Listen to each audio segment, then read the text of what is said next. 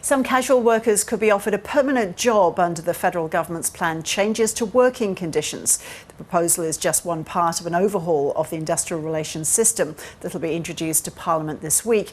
The government says the measures will create more certainty for employers and staff, but Labor and the unions say the changes appear to be aimed at undermining rights granted by recent court decisions.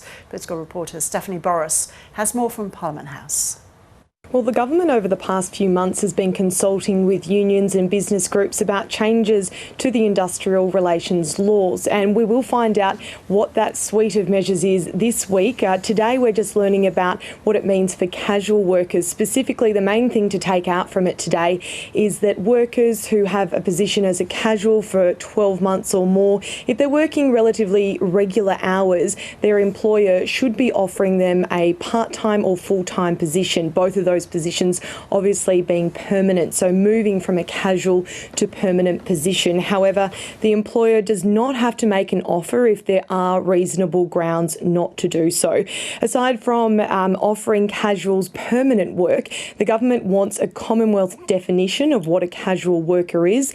And then further to that again, the government says it wants to address what it is calling double dipping. So either a casual worker should have access to sick leave and other benefits, or casual leave loading, but not both. The Federal Trade and Finance Minister, Simon Birmingham, has been speaking this morning, and he says these IR laws need to be changed, and these updates, these reforms will provide more certainty, not just for workers, but also employers. So these are all about trying to find the right sweet spot in the IR landscape that absolutely protects workers, their entitlements and their rights, but does so in a way that also protects employers from heightened risk of major payout claims, of major disruptions on sites, and enables job creation to happen. And that's ultimately at the heart of everything we're doing at present, job creation. So what's been the reaction to the proposed changes? Well, Labor has taken a look at the announcement this morning and says it wants to look further into the details before making a formal response, but it says what it's seen so far, it does have some concerns about whether there are enough rights there still for casual workers, and that concern is echoed by the ACTU. We've heard from Sally McManus this morning, who says specifically with that offer of making casuals permanent workers, it could potentially do more harm than good.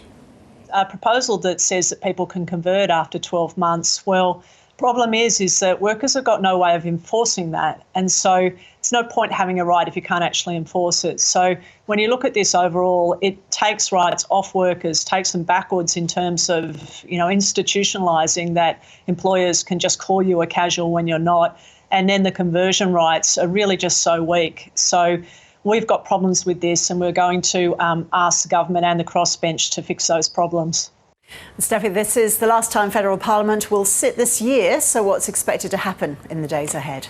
Well, one of the pieces of legislation that is set to pass Parliament is the extension of the Job Seeker Coronavirus Supplement. So you'll recall that the supplement of $550 was introduced earlier this year when Australia-wide we essentially went into lockdown. That has been reduced over time this year, and it was set to end on December 31, but an agreement has been made that that coronavirus supplement will be extended until the end of March next year, $150 a fortnight. Labor will back that, so that will pass Parliament this week. The other really large piece of legislation that has been spoken about quite a lot, and China is obviously very frustrated by this, it's voiced its frustration about this piece of legislation, is the Foreign Relations Bill. What it means is the government will soon have new powers to tear up agreements that are made between state governments and foreign governments. So, for example, the one that's been talked about quite a bit is Victoria's deal with China over the Belt and Road Initiative. So that will pass Parliament this week. It has Labor's support.